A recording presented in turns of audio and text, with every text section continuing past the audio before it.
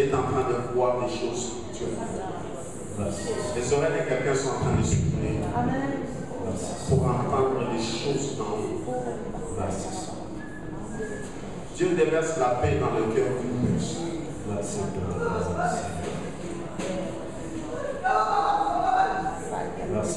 Quelqu'un va avoir une bonne nouvelle cette semaine.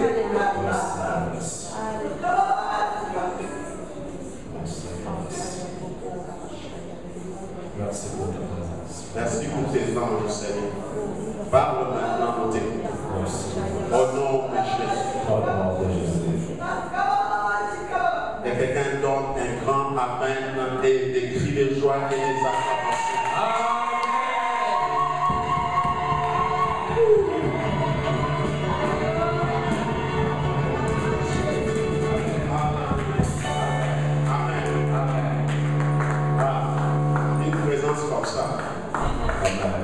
Je reçois quelque chose de Dieu. Je ne sais pas ce que j'ai reçu, mais j'ai déjà, avant même la prédication, j'ai déjà reçu. Amen. Le temps est en train de partir, le temps n'est pas de l'autre côté. Est-ce que vous pouvez vous mettre? Alléluia. Gloire au Seigneur. Cet après-midi, moi, je suis vraiment honoré. Amen. C'est un honneur pour moi de recevoir un homme de Dieu que j'aime beaucoup. Amen. C'est quelqu'un qui parlait déjà anglais bien quand on s'est découvert encore. Amen. Il a interprété des grands hommes de Dieu, un homme très humble. Il y en a beaucoup aussi. Il y en a beaucoup. Donc, l'homme de Dieu que nous recevons aujourd'hui, qui nous vient de l'Afrique du Sud, nous avons évolué dans le même coin, dans le même ministère. Dieu nous a connectés à partir de là. Amen. Aujourd'hui, il évolue dans l'Afrique du Sud et il sert le Seigneur là-bas. Vous savez ce que Dieu fait? C'est ça que je dis, que Dieu prend le pauvre, il prend l'indigent, la poussière, et il nous fait asseoir avec les pauvres. Dieu l'a amené à l'Afrique du Sud, non pas à Soweto ou à. C'est comment encore le bidonville là? Ouais, c'est pas là-bas. Dieu l'a amené dans un bon coin. Et Dieu lui a donné de servir le Seigneur avec des gens qui n'ont même pas la couleur de là. Donc c'est ça, dans cette église qui vit. Peut-être ça fait rien, mais c'est une ouverture. Amen. Alors cet après-midi, j'aimerais que tu sois disposé à recevoir la parole de Dieu. Il va faire des bonnes présentations lui-même. Pasteur Adatienda, nous vous accueillons et nous vous donnons la parole.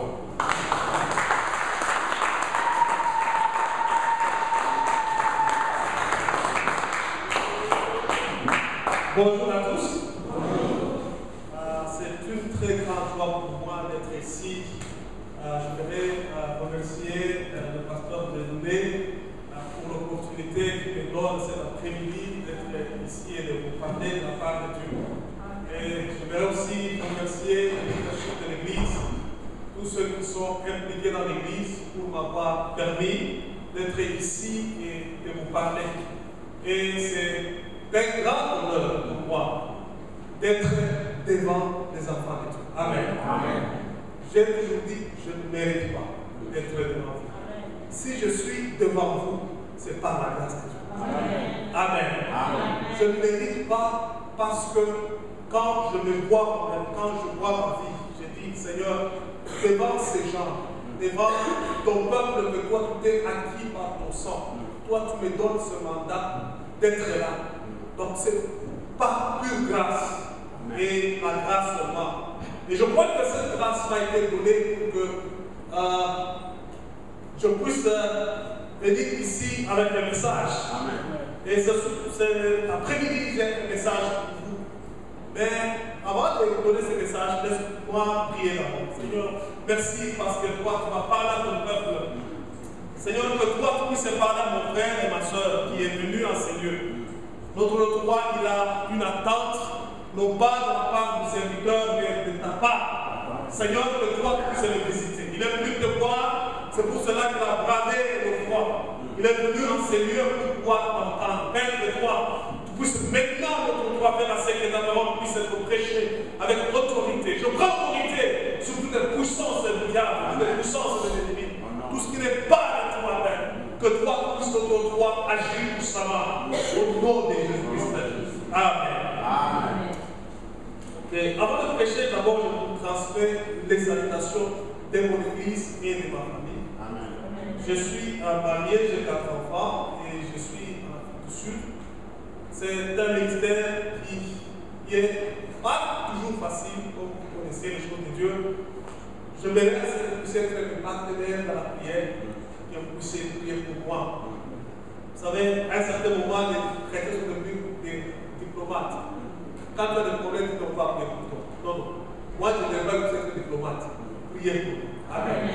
J'ai besoin de vos prières parce que nous vivons dans un environnement qui n'est pas facile. Mais Dieu est avec nous. Dieu est en train de nous aider. Alors, encore une fois de plus, merci au pasteur, merci à tous les leaders de l'église.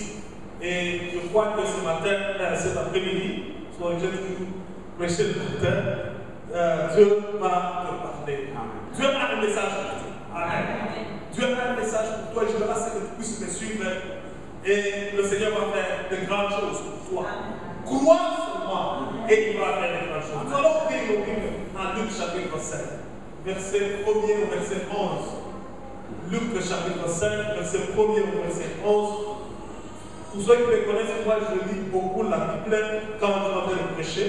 Mais aujourd'hui, je vais juste lire mes versets avant de prêcher. Nous avons cessé de dire aux gens d'aller lire à la maison parce que nous ne sommes pas ceux qui vont lire. Alors, c'est la suite que nous faisons tous ici. Amen. Ouais. Surtout les mamans arrivent à la maison, elle a beaucoup de problèmes, elle n'a pas lu. Alors, nous assurons que nous faisons tout d'abord. Amen. Luc chapitre 5, verset 1er.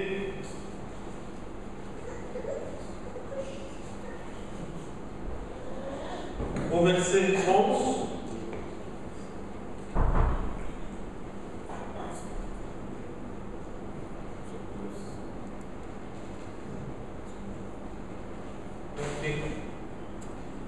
Je vais lire, comme Jésus s'est trouvé auprès du lac de Génézareth et que la foule se pressait autour de lui pour entendre la parole de Dieu, il vit au bord du lac deux barques, d'où les pêcheurs étaient descendus pour la mer après-midi.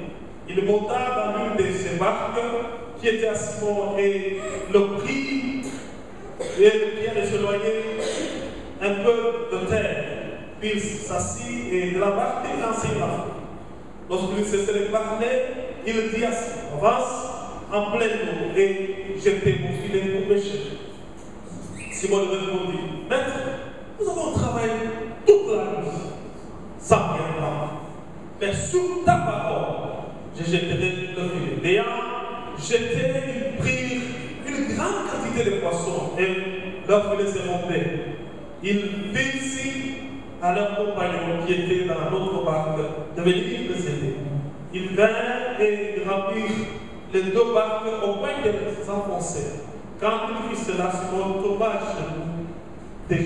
au genou de Jésus et dit, Seigneur, retire-toi de moi parce que je suis un homme pécheur. Car l'épouvante l'avait saisi, lui et tous ceux qui étaient avec lui, à cause de la pêche qui avait été faite. Je vais arrêter par là, nous allons lire Genèse, chapitre 41. Je voudrais que vous puissiez prendre des notes si vous prenez notes. Genèse, chapitre 41. Nous allons lire le verset 51 et 52. Verset 51 et verset 52. Joseph donna au premier-né le nom de Manassé, car, dit-il, Dieu m'a fait oublier toutes mes peines et toute la maison de mon père. Le verset 52, c'est ce qui sera notre sujet d'aujourd'hui. Il donna au second le nom d'Ephraïm, car, dit-il, Dieu m'a répondu et m'a rendu fécond dans le pays de mon affliction. Je vais répéter, et il donna au second le nom d'Ephraïm, car, dit-il, Dieu m'a rendu fécond dans le pays de mon affliction. Je vais répéter encore. Il donna au second le nom d'Ephraïm, car dit-il, Dieu m'a rendu d'accord dans le pays de mon affliction. Amen. Je vais lancer que nous puissions répéter cela. Dieu m'a rendu d'accord dans le pays de mon affliction. Dieu m'a rendu d'accord dans le pays de mon affliction. Amen. Amen. Et nous allons lire Daniel chapitre 1er. Je vais lire juste le verset 20 et nous allons commencer notre message. Daniel chapitre 1er, verset 20.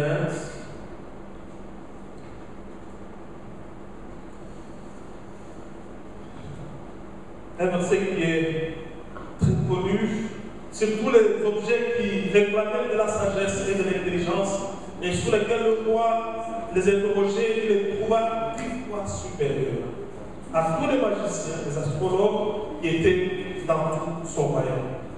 Amen. Je voudrais intituler le message de cet après-midi, Ephraïm. Amen. Ephraïm. Ephraïm veut dire que l'Éternel m'a rendu fécond dans le pays de mon affliction. Ephraïm veut dire le Seigneur m'a rendu fructueux pendant le temps où j'étais en train de souffrir. Dieu est capable de rendre fructueux. Je sais que vous avez déjà pu suivre la pêche de la fileuse. Et peut-être que c'est la énième fois que je vais vous parler, mais je vais essayer que vous puissiez comprendre. Il y avait un serviteur de Dieu qu'on appelle Charles Spurgeon. Il était ici, en Angleterre, il y a des années, des siècles. Il était un grand prédicateur. On l'appelait le prince des prédicateurs. Un jour, il est arrivé à l'aéroport, tellement qu'il voulait que les gens puissent entendre sa parole. Il a commencé à crier.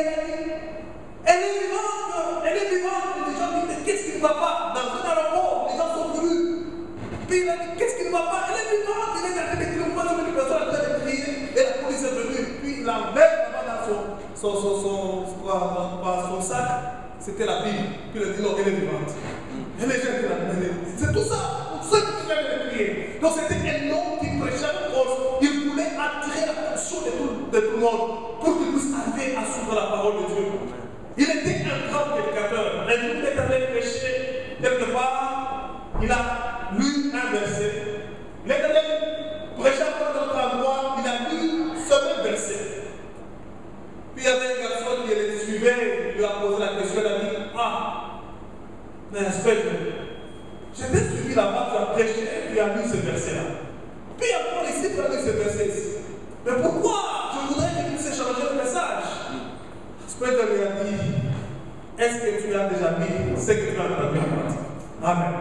Je vais laisser que nous puissions comprendre. On peut avoir suivi cette parole plusieurs fois, ce texte plusieurs fois.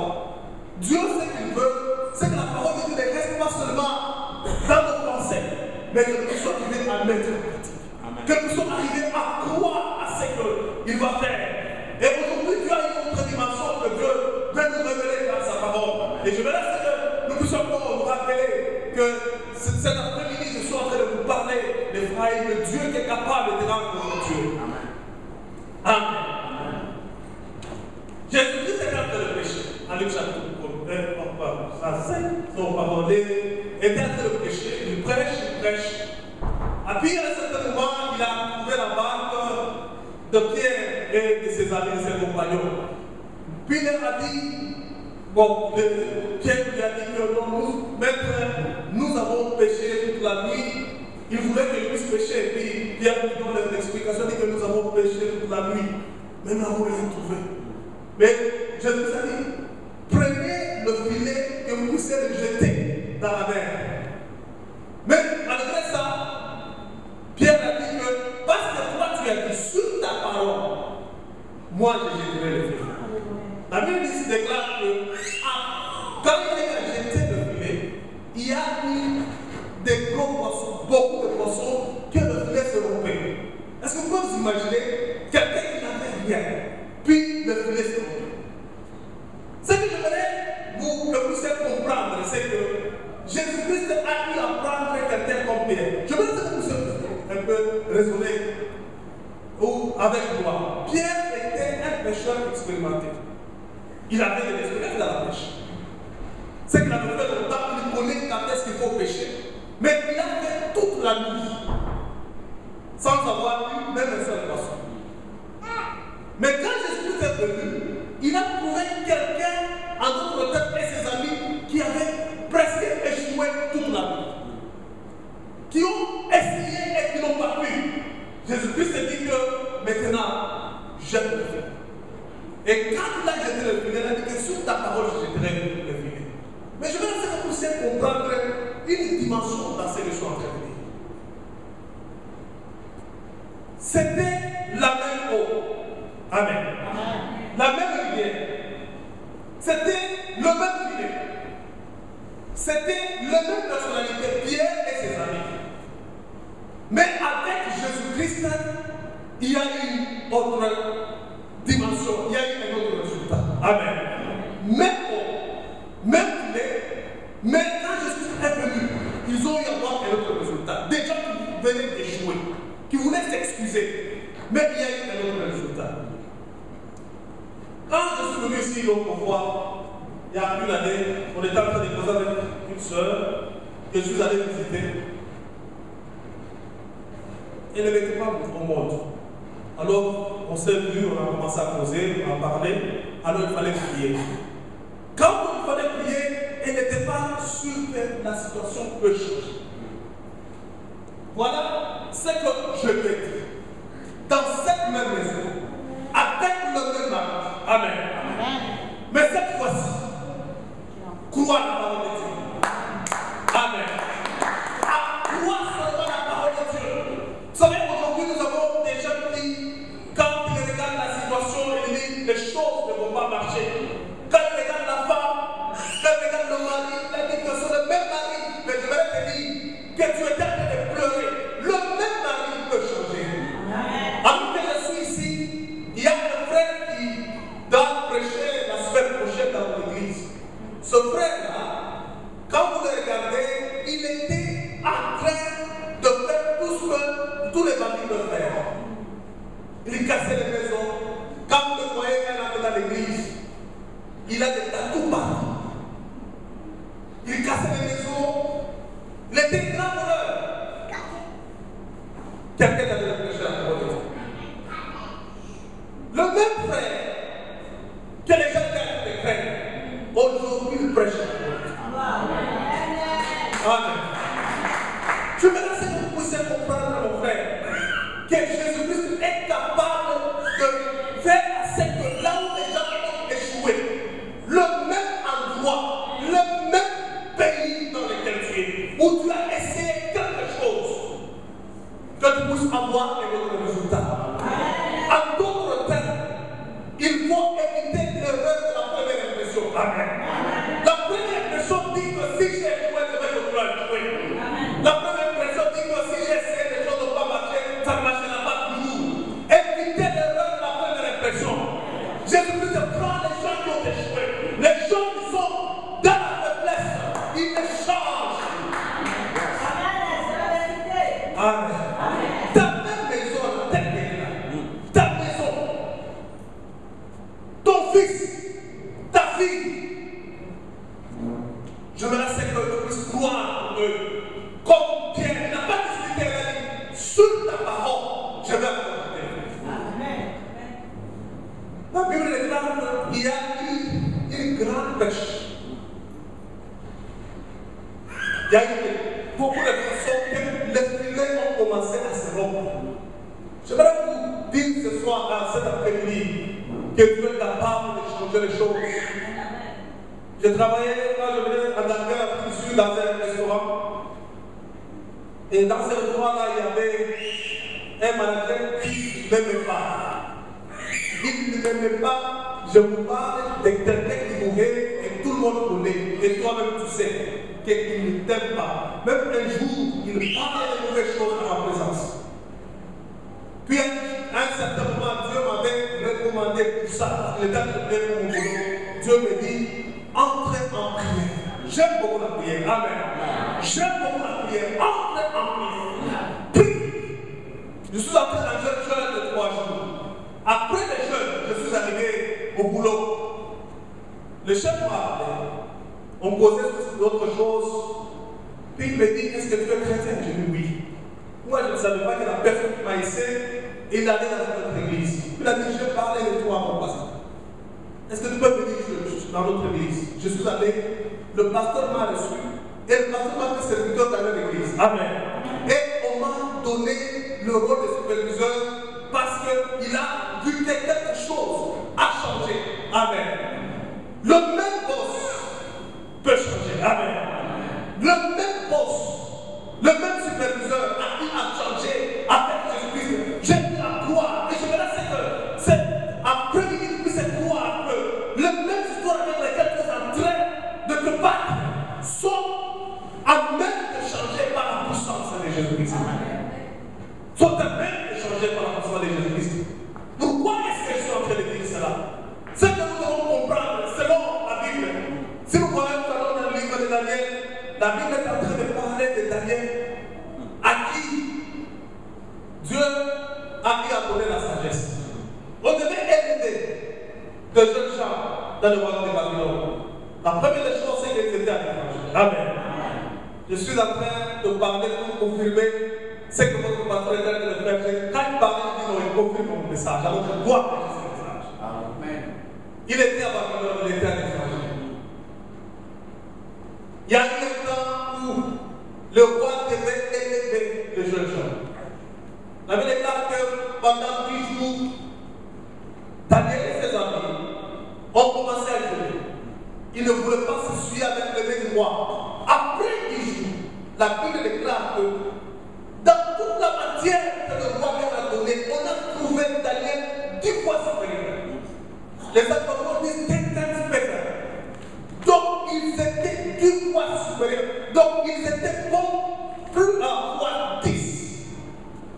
Je veux que tu puisses comprendre que le Dieu qui était avec Pierre, lui qui a fait ce qu'il n'avait rien, il pousse multiplier les poissons. Pour Daniel, ce que Dieu a fait, il a eu à multiplier sa sagesse. 10 fois supérieur. 10 fois supérieur. Pourquoi? Parce que, comme dans la Bible de Genèse, je voudrais que nous puissions aller dans cette histoire. Je voudrais juste vous rappeler l'histoire de Joseph. Joseph, c'était un jeune homme qui est passé par des temps difficiles. On l'a vendu par ses frères. Est-ce que tu peux imaginer quelqu'un qui est avec ses frères, on le vend par ses frères? Il était vendu par ses frères. En d'autres termes, la vie de Joseph, c'était une vie sacrifiée. La jeunesse sacrifiée, vendue par ses frères. La Bible déclare qu'il est allé même dans la prison. On l'a accusé faussement. Mais quand il est sorti de la prison, la Bible déclare qu'il a été élevé. Et il est devenu premier ministre. Amen. Il a eu avoir 2 enfants. Le premier s'appelait Manassé. Il a dit, le Seigneur qui se souvient de toutes mes peines, de toutes mes souffrances et de toute la maison de mon père. J'aime ça. Amen.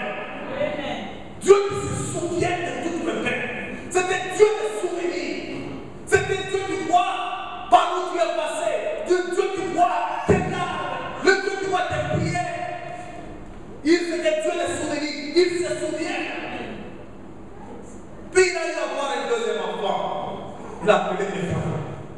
Il a dit, c'est lui qui m'a rendu fertile dans la terre de souffrance, dans le pays de souffrance. C'est que c'était Dieu qui m'a multiplié. C'était Dieu qui m'a rendu fécond. Là où je ne pouvais pas produire, comme il a fait avec Pierre. Dieu a rendu Joseph fécond. Je suis en train de parler de ça pour que vous puissiez me comprendre. Un jour, j'étais en train de suivre à la télévision, quelqu'un en train de prêcher. Il est dit aux gens, il dit que quand vous croyez en Dieu, rien ne va vous arriver, vous n'aurez pas de problème. Non, c'est faux. Amen. Amen. Je vais répéter, c'est faux. Ce sont des faux prophètes. Étant serviteur de Dieu, étant enfant de Dieu, nous passons par des problèmes. Amen. Amen. Nous passons par des difficultés. Amen. Dites Amen. Amen.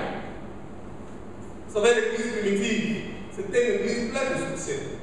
Mais ceux qui lisent le livre des Actes, ils vont comprendre que parmi les traits de l'église primitive, il n'y avait pas que le Saint-Esprit, il y avait aussi la persécution. C'était des gens qui sont passés par des temps difficiles. J'ai été encadré par un serviteur de Dieu très puissant, très fort. Et un jour, il me parlait de sa vie. J'ai dit, comment est-ce que Dieu nous a arrivé à passer par toutes ces choses ici? Celui qui m'a encadré quand je suis arrivé en Afrique du Sud, c'était un pasteur très puissant, très fort. Un jour, il était chez lui. Il a vu des gens qui sont venus pour voler, ils ont tout volé. Un jour, moi, qui vous parle, j'étais à l'église, il y a eu des gens qui ont fait semblant d'être des visiteurs, ils sont arrivés, ils ont commencé à entrer dans l'église, à bien certain moment, ils ont fait sortir les armes. Ils m'ont braqué une arme ici. Et puis, ils m'ont dit, donne la clé de contact. J'ai donné la clé de contact. Il y avait un diable qui est un Indien. Il a dit, donne la clé de contact, la clé de contact. Et après ça, l'église a connu des temps difficiles. Comment est-ce qu'on peut aller dans une église où on peut arriver, tu vois, des gens on peut avoir peur. Et puis, il y a quelques blancs, quelques noirs, ils disent que non, nous avons besoin de la sécurité. Et l'église a été saine. C'était des temps difficiles. Mais j'aimerais vous dire une chose. Que Jésus-Christ a dit ceci. Que ceux qui veulent le suivre doivent passer par la porte étroite. Si tu veux suivre Dieu, tu dois passer par la porte étroite. C'est ça l'évangile. Si je viens avec un autre évangile, c'est le soir de le matin. Mais ce que j'aimerais maintenant que vous savoir, c'est que Paul dit, dans toutes ces choses, nous sommes plus que vainqueurs. Dans toutes ces choses, nous sommes plus que vainqueurs. Il se relève pour lui donner l'information que son mari, il est parti au Canada, il venait d'épouser notre femme. Les gens se sont moqués d'elle. Puis, on lui dit, réagis. Il faut maintenant lui montrer que tu as des droits. Elle a dit, non, moi je vais entrer en prière. Elle est en train de prier. Après la prière, le mari s'est excusé. Puis elle est partie rejoindre son mari. Amen. Dans toutes ces choses, nous sommes plus que vainqueurs. Même si les choses n'avaient pas marché, on a pris la voiture. Mais Dieu a eu à pouvoir plus que ça. Amen. Dieu a eu à pouvoir plus que ça. Amen. Dieu a eu à pouvoir plus que ça. Ils ont pris une, mais Dieu a eu à pouvoir plus que ça. Amen. Dans toutes ces choses, nous sommes plus que vainqueurs. Je me dis que vous êtes encouragés, peut-être que tu te dis, non, pas si je passe par des temps difficiles, peut-être que Dieu m'a oublié. Non, Dieu ne t'a pas oublié. Alléluia.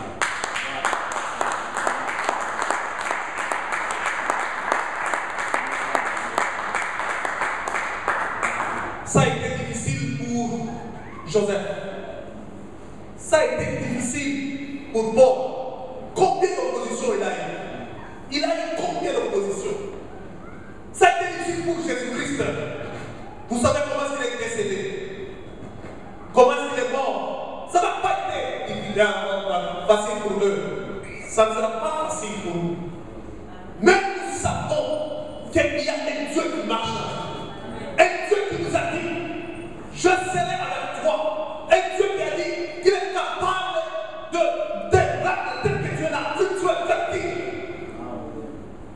dans un pays difficile, dans un pays étranger, Dieu est capable de rendre le fils. Dieu est capable de rendre le fils tel que tu es. Crois à la parole de Dieu. Crois à ce que Dieu est en train de dire. Et sur ta parole, je vais jeter mes filets. Je crois en toi. Tu sais, le plus grand problème que nous avons aujourd'hui, c'est juste d'arriver à croire à ce que Dieu dit.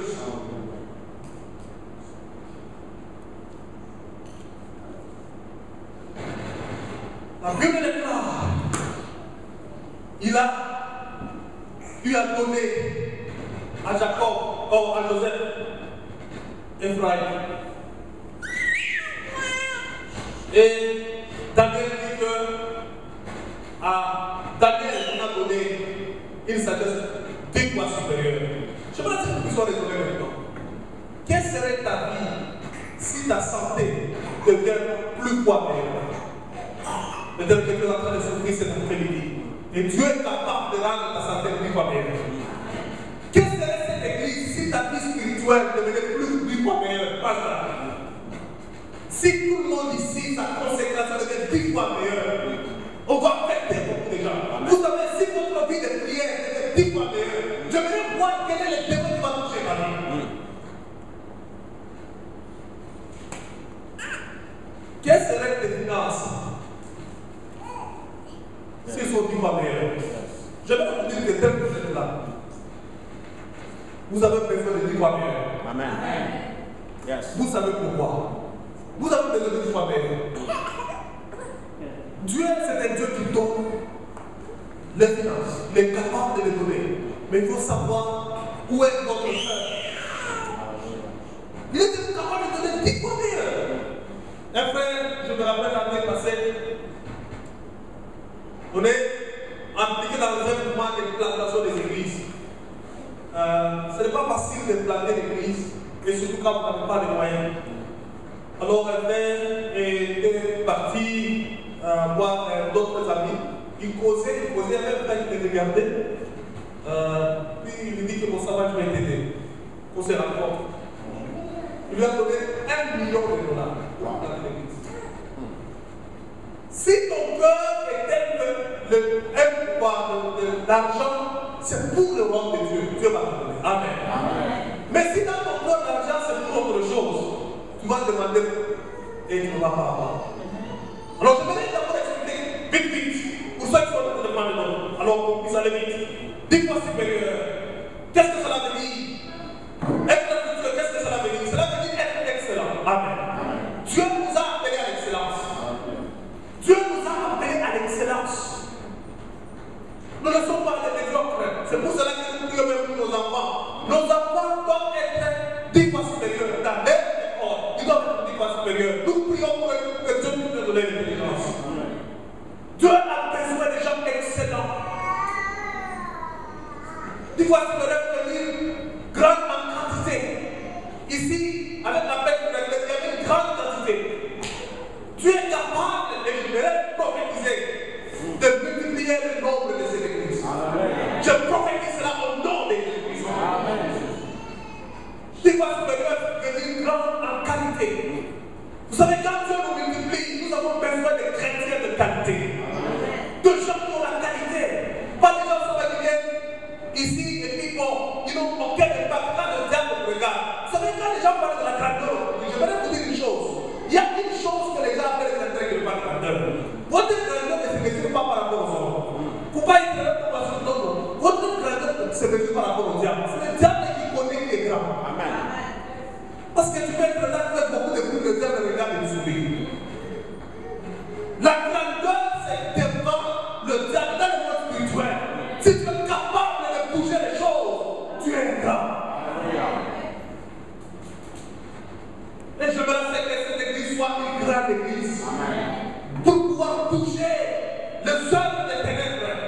Vous savez, quand nous prions, vous savez même quand nous jeûnons, vous savez, il y a des gens qui jeûnent comme résultat, c'est seulement maigrir. Mais il y a rien qui se passe. Là, c'est seulement maigrir. Donc, nous avons besoin de gens qui jeûnent quand ils jeûnent pour les choses. Les résultats. Et un chrétien véritable, c'est celui qui a les résultats. Nous avons besoin d'une église qui a les résultats. Qui est fructueuse. Dieu, c'est un Dieu qui veut à ce que nous puissions produire le fruit. Et même quand il parle en Somme chapitre 1er, verset 3, la Bible parle de celui qui est en train de méditer la parole de Dieu jour et nuit, il est comme un arbre planté auprès du courant d'eau. Il produit. Amen. Donc nous devons produire. La Bible déclare que ceux qui sont plantés dans la maison de Dieu vont fleurir. En Jean chapitre 5, verset 8, la Bible déclare, par ceci mon Père sera glorifié. Quand vous allez produire beaucoup de fruits, et les fruits demeurent. Quand vous allez vous multiplier, amen. Quand on voit les fruits, quand vous allez vous multiplier, et vous allez voir ici, on ne parle pas seulement des fruits, mais des fruits qui demeurent. Pas des fruits d'un jour seulement, mais des fruits qui demeurent. Vous savez, parfois,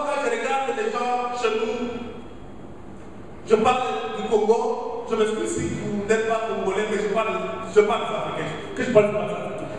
Parce que je suis africain. Moi, je déplore les Africains. Il y a un problème des Africains, c'est que beaucoup de gens qui étaient riches hier ne le sont plus aujourd'hui. Donc ce sont des fruits, mais des fruits qui demeurent.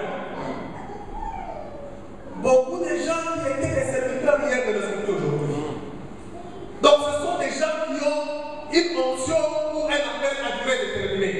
Donc ils sont là par étape, deviennent très grands, tout le monde applaudit, puis après tout le monde n'entend plus parler de lui. Ce sont des gens qui étaient traités hier au Congo, et quand ils arrivent ici, ils ne sont plus chrétiens. Ce sont des fruits qui demeurent. Mais nous avons besoin des fruits qui demeurent. Des gens qui, quand vous les trouvez matin, il est là. Il a tête sur le Seigneur. Vous avez vos amis, il est là. Il a tête sur le Seigneur. Des fruits qui demeurent. Mon frère, vous savez, Jésus-Christ revient bientôt.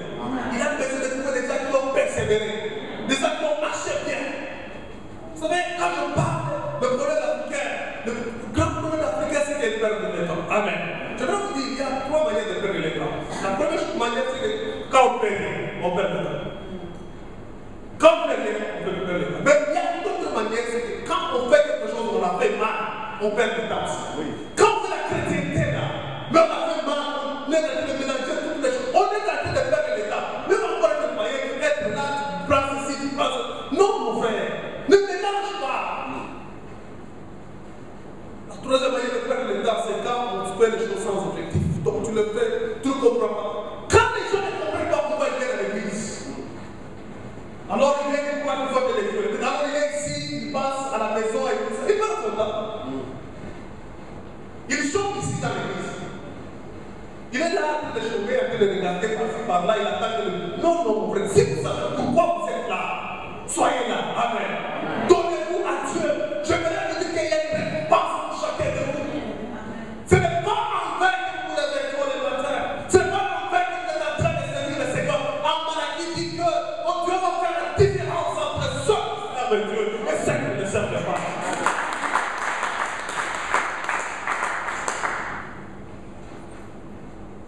Dieu veut que toi, tel que tu es là, tu sois fructueux, que tu sois 10 fois supérieur. Amen. Et je me dis, c'est possible. C'est possible. Et Dieu va faire les grandes choses. Pourquoi Dieu veut prendre 10 fois plus supérieur? Parce que, la première raison, parce qu'il est un Dieu de miracles. C'est un Dieu de miracles. Frère, si vous venez ici, vous ne pouvez pas que Dieu peut faire un miracle, vous êtes avec un problème. Dieu, c'est un Dieu de miracles. Un jour, nous sommes arrivés quelque part, on était en train de parler, il y avait un grand musulman là dessus, c'était Congolais dans tous les cas. Je suis allé voir un frère qui est médecin, on était en train de poser, en train de discuter. Alors, on posait seulement sur certains témoignages. J'ai dit, voilà, telle personne a donné tel témoignage, telle personne. Le musulman était en train de suivre, c'était un grand musulman en train de suivre. Puis, quand je suis parti, il n'a pas suivi son frère, il a suivi sa personne. Il a dit, mais ces gens qui étaient en train de suivre, ils viennent d'où et puis après, l'église c'est tout. Ce frère-là a cherché une église qui était tout près, sans qu'on le vite. Amen. Vous savez, nous sommes allés de prier pour que les gens viennent à l'église, mais lui est allé sans qu'on le vite. Pourquoi? Parce que Dieu c'est un Dieu de miracle. Aujourd'hui, nous voyons que l'église est en train d'être persécutée partout dans le monde. Mais nous savons une chose que Jésus a dit, je bâtirai mon église. Amen. Je bâtirai mon église. Alors, ce n'est pas facile. À la fin, ce n'est pas facile. À l'Europe, ce n'est pas facile de pouvoir faire l'œuvre de Dieu. Mais je veux que nous puissions comprendre une chose. Dieu, c'est un Dieu de miracle. Dans ta vie, crois que Dieu, c'est un Dieu de miracle. Est-ce que tu peux t'imaginer d'où venaient ces poissons-là? Pour quelqu'un qui a échoué. D'où venaient ces poissons-là? Croyons que notre Dieu, c'est un Dieu de miracle. Deux, parce que Dieu, c'est un pourvoyeur. Vous savez, une des grandes caractéristiques de notre Dieu, c'est la provision. Dieu n'est pas là, il ne nous a pas amenés dans ce monde pour que nous puissions être là. Nous sommes en train de pleurer le matin au soir. Non! Dieu, c'est un Dieu qui pourvoit. Il pourvoit. On a vu ça dans la vie d'Abraham. Il a pourvu à un enfant. Comme il a pourvu pour cette sœur. Et et je crois que je te parle prophétiquement tel que tu es là. Dieu, c'est un Dieu qui est capable de pouvoir. Dans son miracle, il est capable de pouvoir. Et quand il pouvoir, il y a un principe spirituel qui dit que Dieu fait grandes choses ordinaires. Parce qu'il a créé tout ordinaire. Il est capable de pouvoir faire des choses ordinaires. Vous rappelez les enfants d'Israël dans le désert, la Bible déclare qu'ils étaient là, ils étaient en train de crier. Il a dit, est-ce que Dieu est capable de nous dresser? Il tape au milieu du désert. Il pose, est-ce que Dieu est capable de dresser? Ça, c'est la chose, c'est la Bible. Il dit, est-ce que Dieu est capable de dresser une table au milieu du désert? Est-ce que vous imaginez les gens qui sont dans le désert en train de crier, la Bible déclare, le fait qu'ils ont demandé cela, la Bible dit c'est qu'ils ont tenté Dieu. Le fait de demander, est-ce que Dieu, dans cette situation, il peut faire quelque chose? La Bible déclare qu'ils ont tenté Dieu dans leur cœur et Dieu fut irrité. Mon frère, n'irritez pas Dieu. Croyez qu'il va le faire. Amen. Croyez qu'il va le faire.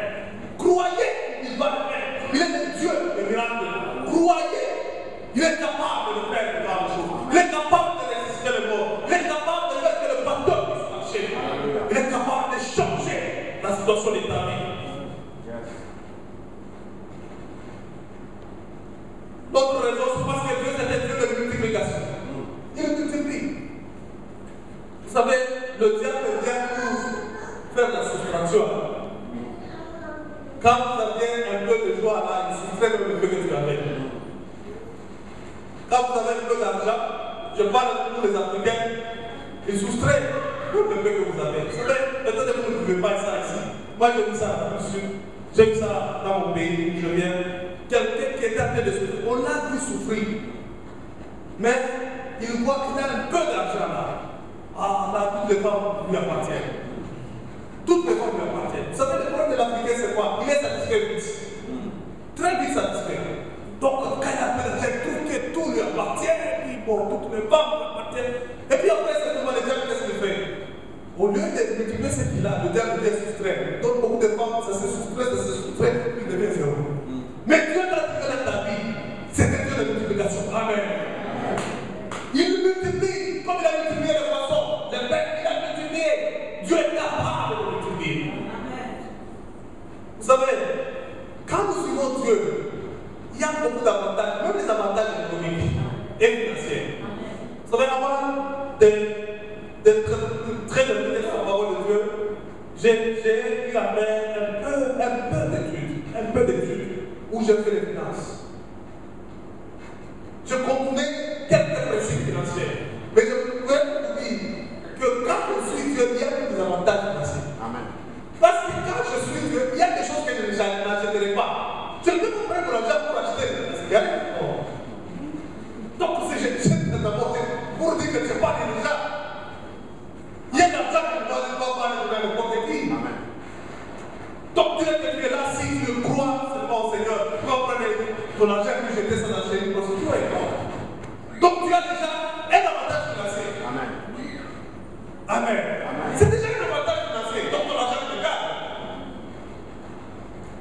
Dieu, c'est Dieu qui veut multiplier. Et il est capable de multiplier cet après-midi. Il est capable de le faire. Dieu est capable de le faire. Amen. Alors, avant que nous nous puissions terminer, je vais vous dire comment est-ce que vous pouvez être fécond. Comment est-ce que vous pouvez être 10 fois supérieur?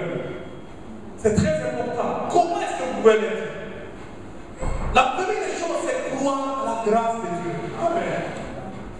Vous savez, parfois, nous n'acceptons pas la grâce de Dieu.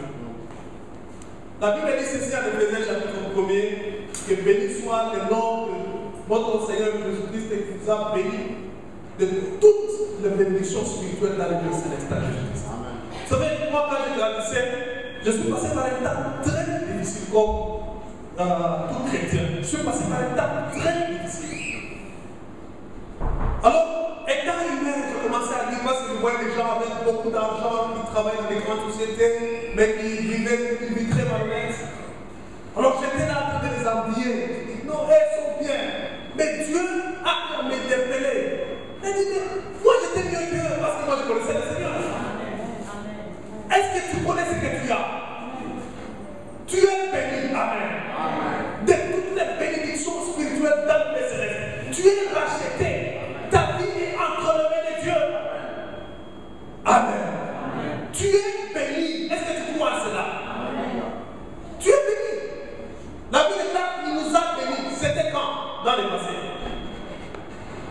Donc, dès que tu es là, est-ce que tu crois que tu es béni? Est-ce que tu crois que tu as la vie éternelle? Tu as la vie éternelle parce que tu crois au Seigneur. Tu n'as pas besoin d'être saint quand tu vas mourir. Tu es saint maintenant. Ce sont des grandes bénédictions. Parfois, nous rendons Dieu trop petit. Nous sommes bénis parce que peut-être que tu as une telle voiture. Non. Un jour, je me rappelle, il y avait un frère. On est avec lui, on était en train de prier, on priait. Je vous dis la vérité, je n'avais rien, on était en train de prier. Tout l'État était aux gens, mais en tout cas, lui, prie, mais il n'a rien. Il n'a rien. Est-ce que c'est vraiment un serviteur de Dieu? Puis j'ai eu la voiture, il dit que, ah, voilà le serviteur de Dieu. Mon frère, est-ce que d'être serviteur de Dieu, c'est avoir une voiture? C'est rendre Dieu trop petit. Vous avez un Dieu très grand. Est-ce que vous connaissez la qualité de votre salut? La Bible est classe. Paul lui dit que le Seigneur puisse ouvrir les yeux de vos cœurs pour que vous puissiez comprendre l'espérance qui s'attache à votre appel. Il y a une grande espérance. Est-ce que vous comprenez qui vous êtes? Vous connaissez votre position? Un frère est allé faire des campagnes de malédiction quelque part en brousse. Il y a des sorciers qui existent partout. Il est en train de prêcher, il prêche, après ça va prêcher, il va prier, il ferme les yeux, il voit une boule de feu en train de venir. Quand il a vu la boule de feu en train de venir, il a regardé, il a dit, au nom de Jésus, la boule de feu ne faisait que venir. Au nom de la boule de feu ne faisait que venir. Puis là, il meurt. Il a commencé à voir la boule de feu de le poursuivre. Après la poursuivre, c'était la vie. C'est ce qu'on m'a dit, bon, si ça va me tuer, que ça me tue. C'est arrêté. Puis la boule de feu s'est approchée. Quelque chose a poussé, à pouvoir toucher la boule de feu. C'était une maman qui est sortie là-bas de lui. Puis il a dit, bon, qu'est-ce qui ne va pas? Il a dit, moi j'étais quelque part. Moi je suis une grande sorcière ici. Mais quand toi tu es arrivé là-bas, il y avait comme des éléments. Un champ magnétique est en train de m'attirer là où tu étais. Mais ce qui me donné, c'est que tu étais en train de fuir. Mon frère, vous savez, quand vous ne vous connaissez pas, vous allez fuir là où il ne faut pas fuir. Amen. Vous allez fuir là où il ne faut pas fuir. Vous êtes bénis, vous êtes forts, vous êtes puissants.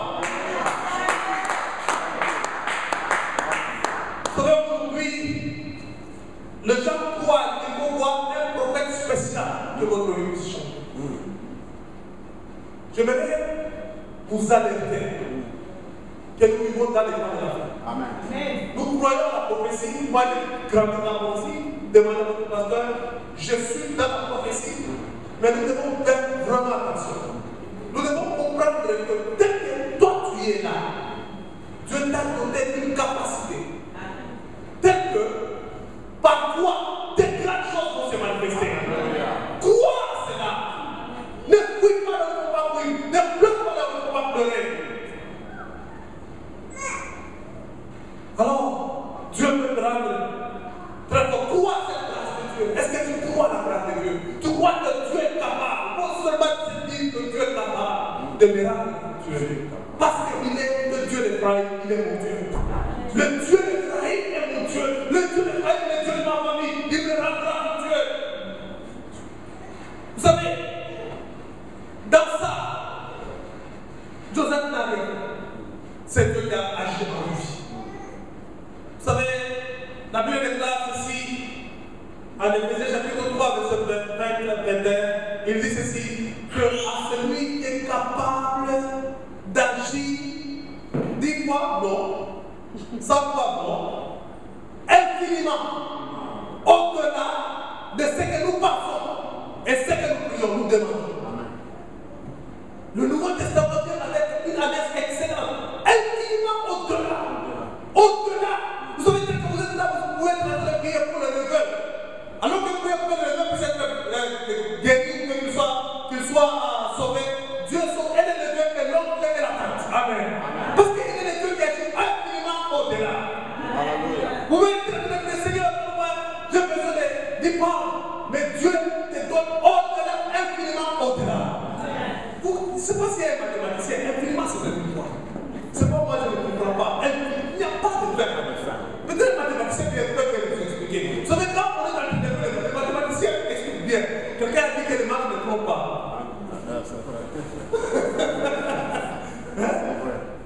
Bon, si les mathématiciens disent que infiniment c'est infiniment, qu'est-ce que vous voulez que moi je puisse dire? Bon, la Bible dit infiniment au-delà. Avec Daniel, c'était 10 fois. Mais la Bible est capable de dire infiniment. C'est qu'il n'y a pas de limite. Amen. Il n'y a pas de limite. Croyez en cela. La Bible dit en celui qui est capable d'agir infiniment au-delà de ce que vous pensez, ce que vous demandez. Vous savez, quand nous demandons, nous ne sommes pas tous jouer à la loterie. Vous savez, quand vous jouez à la loterie, c'est la probabilité. Ça peut arriver ou ça ne peut pas arriver. Donc, j'ai joué, on va voir le résultat. Donc, avec la Bible là, pas la prière, demandez et vous recevez. Donc, ce n'est pas le loto. Nous ne jouons pas à la loterie. C'est que quand nous demandons, on va recevoir. Et on va le faire. Même cet après-midi. On va demander et on va recevoir. Amen. Amen. Nous n'avons pas joué à la loterie. Amen. Donc, la première condition, c'est de croire seulement à la grâce. C'est très difficile pour les chrétiens de croire à la grâce de Dieu. De croire que Dieu l'a donné, Dieu a la vie éternelle, Dieu t'a béni. Parfois, on commence à se compliquer. Non, j'aimerais te rappeler que Dieu est béni. Amen. J'aimerais te rappeler que ta vie est cachée à Dieu. Tu es assis dans le lieu céleste. C'est écrit dans la Bible. C'est écrit que lui ne tiendra devant toi tant que tu vis. Même si tu sens que les sorciers ce sont les démons, ce sont les blagues, nul ne tiendra devant toi. Tous ceux qui parlent là, ils ne vont pas tenir. Mais c'est faire tout ce qu'ils peuvent faire. Ils ne tiendront pas devant toi. Et la deuxième condition, qui est la plus grande, c'est le respect du sacré. Et je vais me limiter par là pour cet après-midi, le respect du sacré. Et je vais vous expliquer quelque chose. Moi, je vais enseigner le respect du sacré. Quand je suis arrivé à la Commission, j'ai parti dans une église de prière. Avant que le Seigneur puisse me conduire, il y avait des jeunes gens qui chantaient très bien. Mais ils passaient tout leur temps dans les nightclubs, dans le bar, toute la nuit. Et le lendemain, ils viennent chanter ivres. Et ils viennent dans la maison de Dieu. Quand vous lisez Agé chapitre 1er, là, je vous fais confiance. Je verrai ce que vous allez lire. La Bible déclare, Dieu est en train de se plaindre. Il dit, mais vous ne prenez pas soin de ma maison. Ma maison est délabrée, vous vivez dans de bonnes conditions. Il a dit, c'est pourquoi vous êtes en train de planter beaucoup, vous moissonnez peu. Amen. Vous n'êtes pas virtuel. À côté de vous, ne prenez pas soin de la maison de Dieu. Vous savez, le sacré est très important.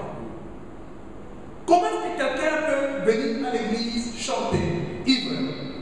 Quelqu'un m'a envoyé une vidéo de quelqu'un qui chante pour le moment, vraiment, même si David a chanté.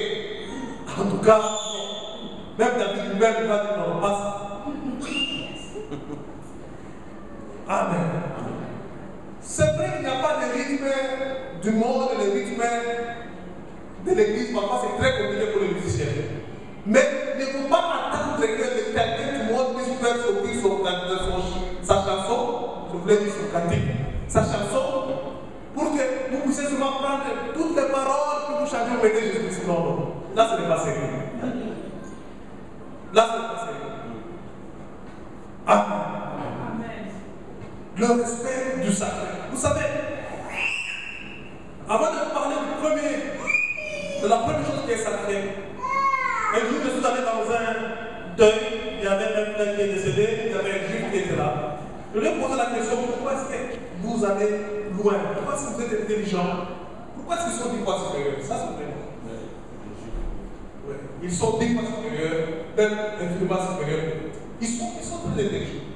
Ils ont beaucoup d'argent. Je lui ai posé des questions, je lui ai dit, moi, je suis pasteur, bon, dis-moi. Il a dit, non, c'est trop simple. Il a dit que vous savez une chose. Tel que nous sommes là en tant que juifs, nous respectons la première chose. Nous respectons la parole de Dieu. Nous lisons la parole de Dieu. Il me dit, va reprendre la parole. Va lire sérieusement la parole de Dieu. Parfois, même quand tu dors, même les MP3, commence à suivre la parole de Dieu. Tu vas voir beaucoup de choses dont je dis. Il n'y a que ça qui est. D'abord, c'est ça. Parce que nous, quand nous sommes encore des enfants, on nous apprend la parole de Dieu. Nous avons la parole de Dieu à nous.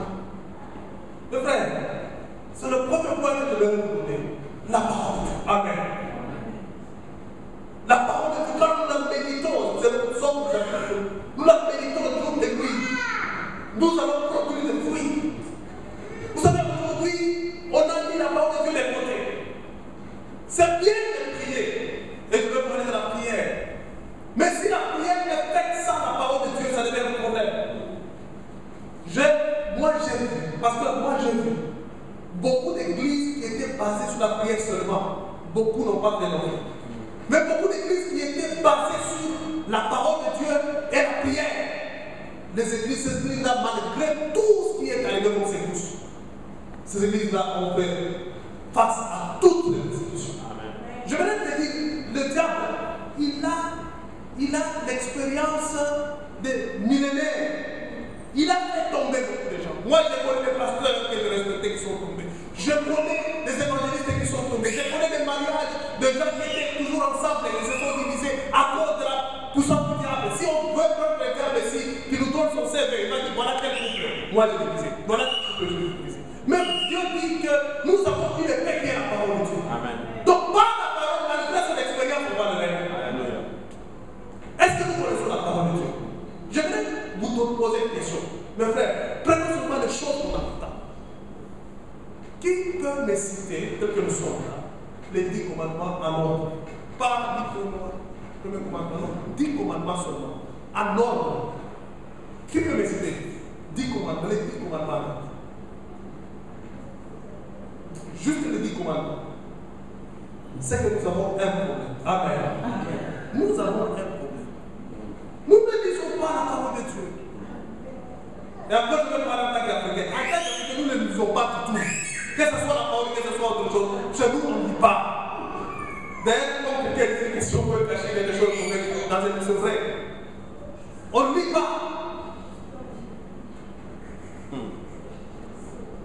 Vous savez, la parole de Dieu, on ne la lit pas. Mais eux, ils ont le respect du sacré. C'est pourquoi Dieu t'a dit de purifier. Est-ce que nous avons la parole de Dieu à nous? Frère, le grand signe de réveil, c'est la parole de Dieu. Celui qui ne lit pas la parole de Dieu, il peut me dire que là, le réveil en lui, non, il n'y a pas de réveil. Vous savez ce que j'ai fait dans mon église? Avec tous les intercesseurs, moi je vais vous parler des intercesseurs, parce que nous avons des grandes séries de prières. C'est qu'avant la prière, on fait 30 minutes où nous lisons la parole de Dieu à haute voix. Et après ça, on a prié. D'abord, on lit la parole, c'est Matthieu, on lit la parole de Dieu parce que nous savons bien des gens qui n'ont pas lu pendant longtemps. Alors on lit dans la parole de Dieu pendant 30 minutes. Et on lit à haute voix. Et après ça, et on commence à faire ça, les gens commencent à prier. Amen. Amen. La parole de Dieu est très importante. Vous savez, nous vivons dans un moment où les gens ont eu à profaner le temple de Dieu. Ils n'ont pas de respect de Dieu. Comme quelqu'un est en train de me dire que, comment est-ce que. Ça c'est fort. Il a dit que quelqu'un, il a une girlfriend, mais il prend le nom de son girlfriend ou de sa girlfriend, il écrit ça seulement dans la Bible. Il a écrit ça quelque part dans la Bible. C'est surtout chez les chrétiens. Mais quand on voit les autres religions, ils respectent quand même ce qui est ça. Est-ce que nous avons le respect du sacré? Est-ce que nous avons le respect de cette Bible? Tout de même la Bible. 2. C'est le respect du temps.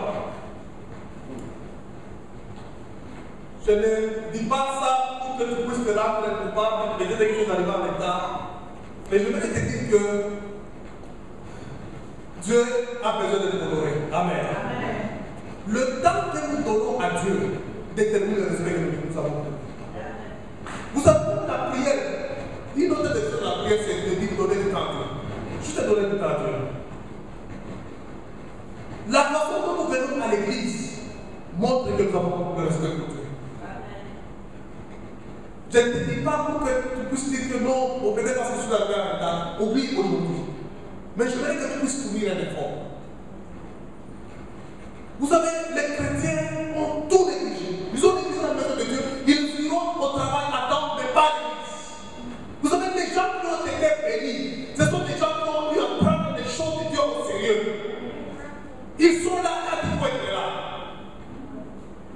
Le temps, on peut être là au prix, mais Dieu n'est pas content de nous. Il voit que ces gens ont méprisé mon temple. Ils viennent quand ils veulent. Fournissons un effort, frère africain. Amen. Amen. Le temps. Vous savez, Dieu travaille avec le temps. Il y a des choses que Dieu veut faire dans ta vie. Mais il fallait que tu sois sérieux dans ce que tu es. Celui qui est sérieux dans son temps, Dieu sera sérieux avec nous. Amen.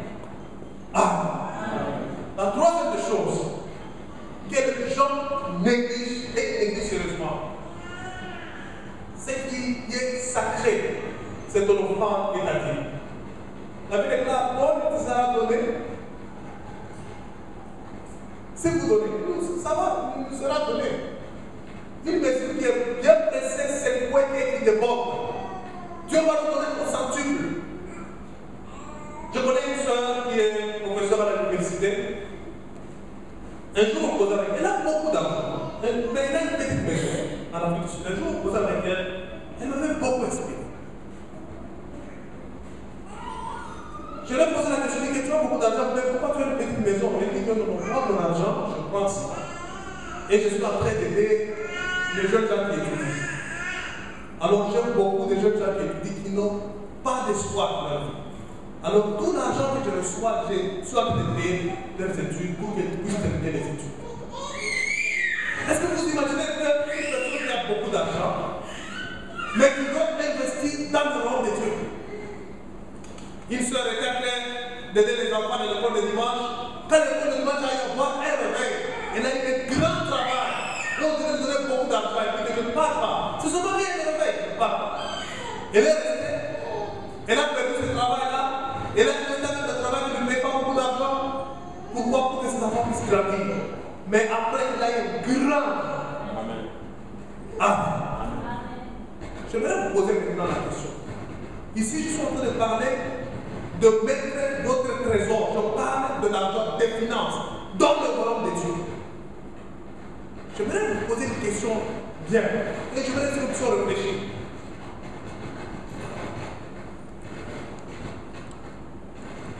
Alléluia. Une question bien et nous allons passer à notre point avant de terminer. Une question bien. Frère, quand je regarde le monde, quand je regarde l'Afrique du Sud, quand je regarde tous les autres pays, je parle d'évoluer et qui sont en train d'évoluer, ce sont de très bons pays. Mais ma question c'est celle-ci. Tel que nous sommes là, après 200 ans, où est-ce que nous sommes? Tout le monde ici, où est-ce que nous sommes? Nous ne serons pas ici. Personne ne sera ici. Mais pourquoi est-ce que ça t'achète? Pourquoi ça t'achète cette vie? Est-ce que tu ne penses pas à ton éternité? Si c'est là où tu vas passer ta vie, investis dans l'éternité. Investis dans les choses qui vont te profiter. Je verrai une chose, c'est que tout est vanité. Amen. Tout est vanité. Il y a eu un temps où les gens pouvaient se trouver pour les noms qui ont sur tel, les gens se. Aujourd'hui, il y a les smartphones, quand quelqu'un vient avec ce nom là, tout le monde est en train de vivre. Parce que tout est vanité. Les amis que tu as, que tu aimes, le lendemain, tu ne vas pas les avoir. La maison dans laquelle tu es, tu ne vivras pas là-bas après 100 ans. Après 100 ans, pour 100 ans, moi et vous ne serons pas dans ça. Les enfants qui sont nés aujourd'hui, qui font la joie, ne seront pas dans ça. Est-ce qu'on comprend ça? Mais où est-ce que tu mets ton trésor? La Bible déclare que nous devons mettre nos trésors au ciel. Tu peux dire que non, c'est qu'il est à la télévision, c'est peut-être parce qu'il a besoin de l'argent, non, ce n'est pas ça. Mais je voudrais que tu puisses comprendre que tu as besoin de t'écrire d'abord maintenant. Et il veut que tu puisses mettre ton trésor dans le ciel. Amen. Vous savez, il y a un frère qui a eu à donner sa vie au Seigneur et il est allé faire une mission du côté de l'Équateur. Je parle de l'Équateur comme pays, Équateur, en anglais. Il est allé prêcher là-bas et on l'a tué. Mais avant de partir pour prêcher, on lui posait des questions. Il dit là, c'est un endroit très dangereux. Il a dit ceci. Je vais le dire en anglais et je vais expliquer. Il a dit que he is not a fool. He who gives what he cannot keep to gain what he cannot lose. Je vais vous expliquer. C'est-à-dire qu'il y a des choses que nous n'allons pas garder pour toujours. Ta voiture, ton argent, tes habits. Mais il dit que ce sont des choses que nous n'allons pas garder pour toujours. Mais si nous les donnons, nous ne sommes pas des fous. Si je donne l'argent, je ne suis pas fou parce que je le garderai. Même si je le garderai, je ne vais pas garder pour toujours. Il a dit que celui qui est en train de donner ce qu'il ne va pas garder pour toujours n'est pas un fou. Il dit que pour gagner ce qu'il ne va pas perdre, ce que tu as, tu ne perdras jamais. Amen. La vie éternelle, personne ne peut te l'arracher. Tu ne sais pas comment est-ce que ton argent ou ton trésor va affecter le royaume de Dieu. Peut-être pas ce que tu as de faire pour le royaume de Dieu. Tu ne sais pas une âme peut se convertir pour que la salle soit louée. Peut-être que tu ne sais pas que quelqu'un, on va donner ça au Seigneur. Les gens vont prier pour que les gens puissent être affectés. Mon frère, tu es en train de donner pour quelque chose que tu ne vas pas faire. Tu n'es pas un pour le faire. Nous avons vu des gens qui ont tout donné pour le Seigneur. Ils ne sont pas des fous. Parce que quelque part, un jour, tout va disparaître. Même la richesse de Trump va disparaître. Où est la richesse de Salomon, qui était le plus grand riche? Montrez-moi là où ça se trouve. Alors, nous devons donner avec sacrifice. Donner avec sacrifice. Parce que Dieu aimerait vous bénir. La dernière chose, et nous allons prier après ça, c'est le repos. Vous savez, il y a quelque chose que les gens ont oublié, surtout dans le Nouveau Testament, c'est dire que Seigneur, je me repose et je m'attends à toi. Amen. Le repos, je parle de repos du corps. Vous savez, Dieu a lui à donner le sabbat pour que les gens puissent se reposer. Je ne parle pas de sabbat, mais je parle du repos. Vous savez, aujourd'hui, les gens travaillent de telle sorte qu'il n'y a pas de repos. Ils n'ont pas de temps avec la famille. La famille est détruite. Parce qu'ils ne veulent pas se reposer, ils veulent gagner. Et parfois, même quand ils sont à la maison, au lieu de se reposer, ils sont en train de travailler encore à l'ordinateur, en train de travailler encore avec le smartphone. Ils ne se reposent pas. Vous savez qu'un des commandements, il sait qu'ils veulent que nous puissions nous reposer pour que nous puissions nous bénir. Amen.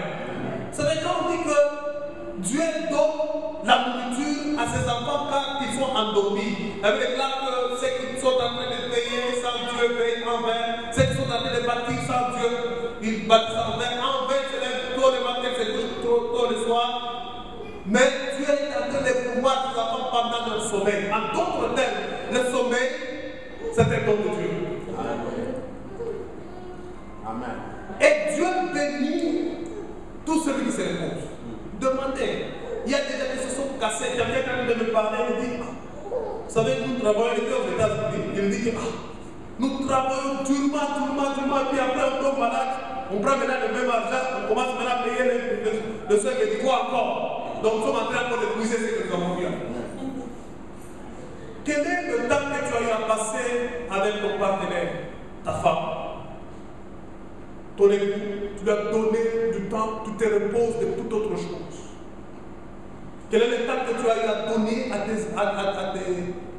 tes enfants? Tu as passé ton temps avec les enfants. Vous savez que s'il y a une grande œuvre que Dieu bénisse, c'est la famille. Amen. C'est une grande institution. Vous savez, avec le monde moderne, il n'y a pas de repos. Il n'y a pas de repos. Et le jour où on peut se reposer, les gens sont distraits dans beaucoup de choses. Vous savez, le repos est sacré. Vous savez, je suis ici, je devais envoyer un message aux frères de l'église pour les encourager. Un esprit m'a dit non, repose-toi. Amen. Il y a eu un temps où tu es en train de le faire, mais tu es sorti pendant ces temps. Repose-toi. Tu dois être là. Non. Repose-toi. Attends-toi. C'est Dieu qui a implanté cette église. Ce n'est pas toi, celui qui va prendre sur cette église. Vous savez, c'est Dieu qui t'a créé. Il prendra soin de toi. Je voudrais que tu puisses comprendre des choses. Que Dieu mérite te bénir.